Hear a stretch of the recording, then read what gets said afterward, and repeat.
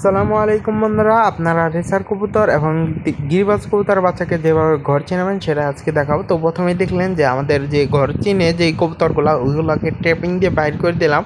তো এই দুইটা বাচ্চা 25 সালে আমরা বাইর করতে পারছি। মানে এদের কোয়ালিটিটা খুব ভালো হয়েছিল। এগুলো একজোড়া মাক্সি বাচ্চা আছে, এর নটটা হচ্ছে সবজি, মাটিটা হচ্ছে মাক্সি। তো এই ট্যাপিং দিয়ে মূলত কবুতরগুলো বাইর করছি, বাইর করার পরে ট্যাপিংটা আমরা আটকাই দিছি। তো এখানে আমরা কিছু গিরিবাজ আর কিছু রেসার ছাড়ছি। তো ওই কবুতরগুলো কিন্তু আকাশে উড়ে গেছে। তো সর্বপ্রথম আপনারা ওই যে আমার যে ট্র্যাপিং দেখতে পেলেন ওই রকম ট্র্যাপিংয়ের সামনে আপনাদের যে সব হলুদ পশম থাকবে, তো এই দেখেন কবুতরগুলো উড়তেছে কিন্তু এগুলাকে দেখতেছে এবং এভাবে আর কি এদের ট্রেনিং হচ্ছে, এদেরও ট্রেনিং হচ্ছে।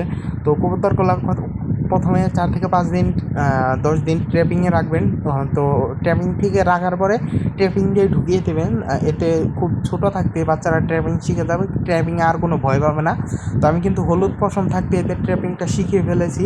তো এরা কিন্তু ট্র্যাপিং করতে আর কোনো ভয় পায় না। এদের জাস্ট বাড়িটা একটু ভালোভাবে চিনাচ্ছি, এজন্য এখানে উপরে রেখে দিচ্ছি।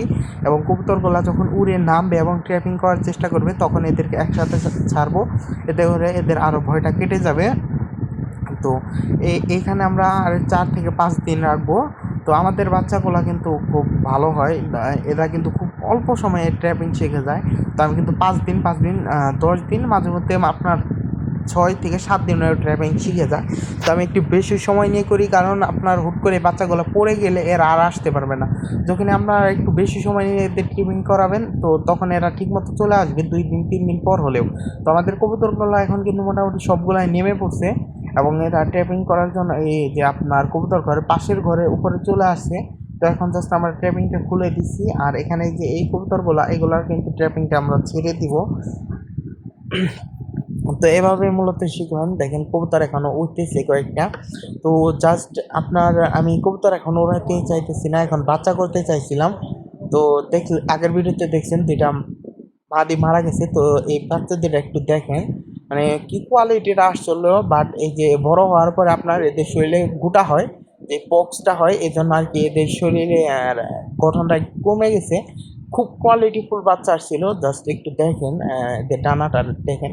তো পেডিগ্রি আমি আসলে অতটা বিশ্বাস করি না। পেডিগ্রি সব থেকে ভালো হচ্ছে কোয়ালিটি, যত কোয়ালিটিফুল বাচ্চা হবে তত ভালো।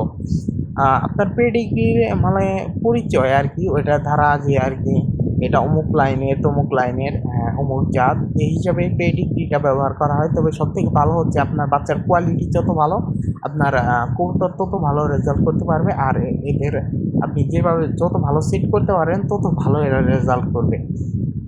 এটা মূলত হচ্ছে মেন কাহিনী। জাস্ট বাচ্চাগুলোকে দেখলে কি সুন্দর দুইটা বাচ্চা আসছে। তো আমাদের কিন্তু ওই যে পিছনে কবুতরগুলো এখন বসে আছে, এরা কিন্তু এতক্ষণ উড়লো। তো এখান থেকে কিন্তু আমাদের যেটা মাদি মারা গেছে। তো দেখি সামনে ঈদের পর ভাঙা হাট, যেহেতু আমরা তো টাঙ্গাইল সব থেকে বড় হাটে যাব।